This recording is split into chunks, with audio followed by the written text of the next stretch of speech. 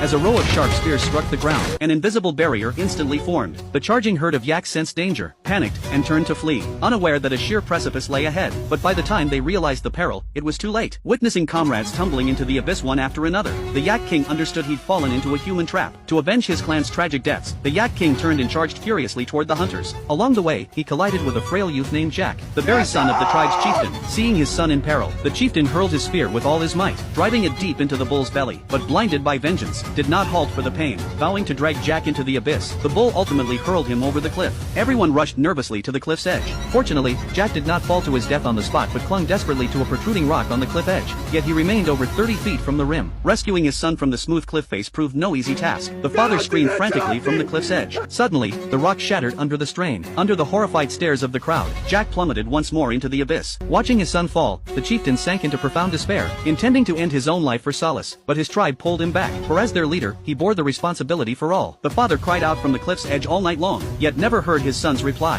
When the truth was revealed, the father was overcome with grief, forced to accept his son's death. But fate showed mercy to Jack once more. He did not plunge into the abyss, but crashed onto a protruding ledge. After an unknown period of unconsciousness, a vulture landed on the boy, savagely pecking at his lips. The excruciating pain jolted Jack awake, but when he looked down, Jack was terrified by what he saw. Staring at the bottomless chasm below, Jack could only try to climb upward, but unexpectedly his foot slipped, and he found himself dangling in midair once again. This time there was no foothold, and only exhaustion and death awaited him. Just when all hope seemed lost, a violent storm suddenly struck. Torrential rain cascaded down the cliff face. Jack instantly saw a glimmer of hope for survival. As more and more water accumulated, he gritted his teeth and held on, until the very last moment. Finally, when his strength was completely drained, Jack suddenly let go.